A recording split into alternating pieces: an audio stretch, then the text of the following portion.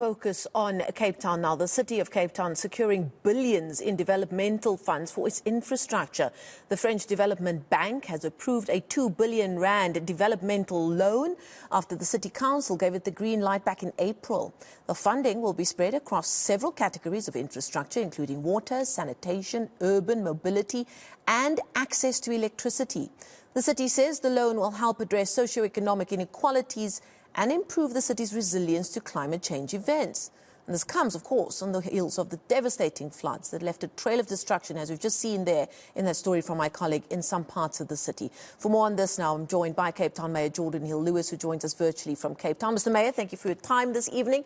Perhaps before we speak about this massive loan from the Development Bank, let's talk just a quick bit and an update on the response to these devastating floods that we've seen. You know, we've been in conversation almost daily with your head of ops, and I'm not entirely sure what his official title is, Colin Dana, and he's been up at all hours of the night along with his team, and it seems that team really across the breadth of all of the sectors affected by this floods, and very much on top of things, it seems, even before the first rains first arrived with their early warning system that I think saved a lot of damage and a lot of people as well. What stage are we at right now? Are we calling it mopping up just yet, or is it too soon to use that phrase? Colin, good evening. Colin Dana is the head of disaster management for the Western Cape government, and him and his team, as well as the disaster management officials in the city of Cape Town under the leadership of Dr. Johan Minnie, have been doing an exceptional job working round the clock, and my respect and admiration goes out to them and all of the staff who are still out there in the field busy with those mop-up operations. I think we can call them mop-up operations in the city of Cape Town. Because, of course, we were grateful, although we have had a lot of flooding and a lot of minor damage, we have not had serious damage that we have seen elsewhere in the province, like in the Citrusdal area, the Paarl and Stellenbosch area in particular. So we are definitely busy with mop-up in the city. There are still many homes that are waterlogged. There are still many streets that are flooded. I'm still getting calls every hour of residents that need assistance in the city. But fortunately, it is not life-threatening. There's no serious damage to infrastructure inside the city. And so we are definitely, we can definitely classify it as in the mop-up stage now. Of course it is when you're dealing with a massive climate event like this, that the inequalities in the infrastructure of a city like Cape Town is very much put in the spotlight. Away from the city centre, where perhaps in terms of maintenance, you know, draining is probably in a better position than it is in other parts of Cape Town. This news of this loan from the French Development Fund couldn't come at a better time. And I found it quite interesting that the words being used in the statement released by your team, and I think in association with the Development Bank, speaks very flippantly about the fact that it is the AFD's intention, it says, quote, to support investments that will address socio-spatial inequalities and improve the city's resilience to climate change events. You're not mincing words about where and why this money will be spent. Well, it has been my passion over the last year to work on a massively accelerated and increased infrastructure investment pipeline in Cape Town, and particularly focusing that in poorer parts of the city, and particularly on water and sanitation infrastructure in particular, because that is where we have work to do to improve the quality of lives and the services delivered in poorer parts of the city. So it's just thrilling that the French development agency, called the AFD, funded by the French state, has seen fit to show confidence in the city of Cape Town and extend to us this concessional development finance arrangement, this development finance loan, to fund our infrastructure investment in water and sanitation infrastructure in particular, and in poorer parts of the city, but also other things like some of the renewable energy work that we are doing as well.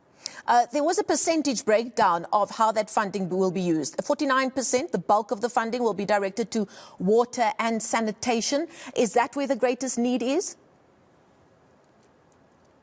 Yes, I believe it is. I've been very clear since the day I was elected. The very next day, I went to Khayelitsha to look at the condition of our sewers there, There is a need for massive sewer upgrades across our city. There's a need for water infrastructure, fresh water infrastructure, new sources of water to make our city resilient for future droughts. Now, we're just talking about floods now, but of course you remember what position Cape Town was in just a few short years ago. This is the new world that climate change has thrown us into. We have either terrible droughts or terrible floods, and so we have to be prepared for that future. So that is where most the lion's share of that investment will go. And talk to us about the structure of this loan with the development agency. I do know this relationship goes further back than this loan, but the AFD has also provided technical assistance before in terms of planning major infrastructural projects. How much more involved will they be as you start spending this money, for want of a better phrase? No, it's a great partnership. We're so grateful for these kind of international development partnerships. They provide technical assistance to us and have done for some time. We've had a relationship with the AFD for 10 years now. And the first loan was in 2013. We showed that we can be reliable and trustworthy in paying back and in delivering projects on time, on budget, with no corruption. And so we've built confidence and built trust in this relationships, and so the amounts have grown bigger and bigger to the point now where we have this really very significant €100 million loan facility.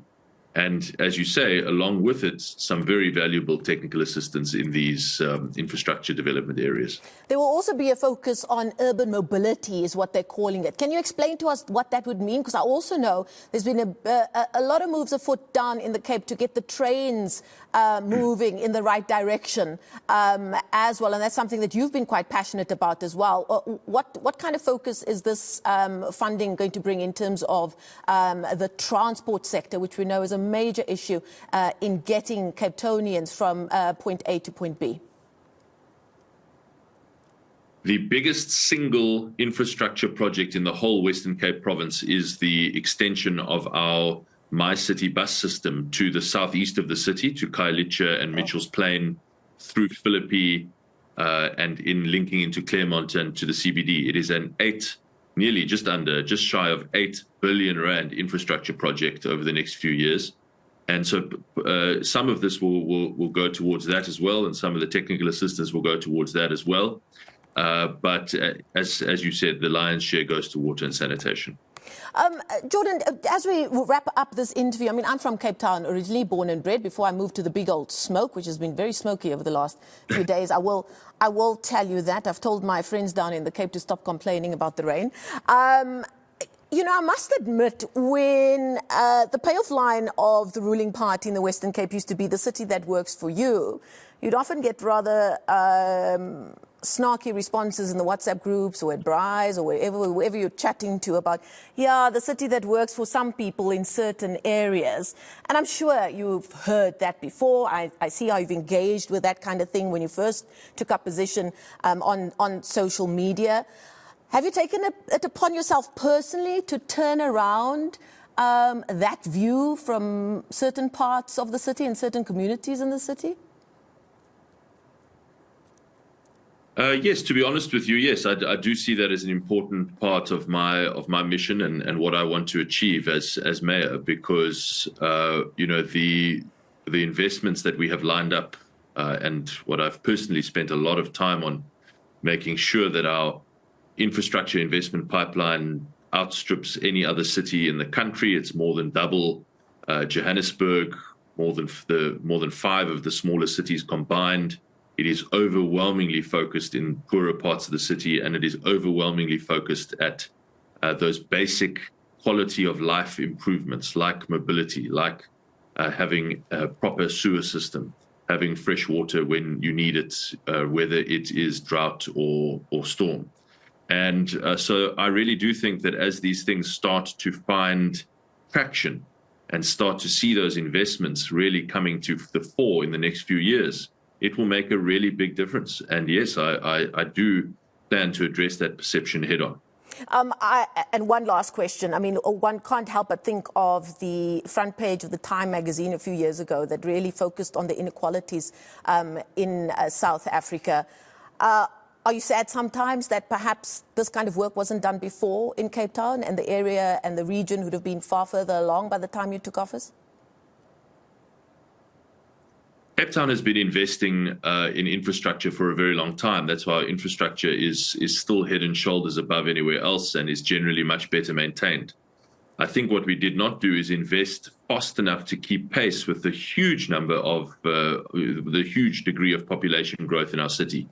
And so some of the people who are living in really tough conditions in our city right now, tonight still with water in their streets and so on, are relatively new neighborhoods and informal settlements that have sprung up as Cape Town has just mushroomed over the last 5 years or so. So it takes time to catch up with those infrastructure needs, and you are constantly running on a treadmill because as fast as you invest, the pressure is always on. It's tough to make headway, but I really do believe that we are doing the things now and making the investments now and getting the international confidence, like from the French Development Agency today, to really get ahead of that curve and start to make progress on that treadmill and move forward on infrastructure pressure. Okay, thank you so much for the conversation. Cape Town Mayor Geordin Hill-Lewis joining us virtually there from Cape Town, which is still rather wet on all accounts.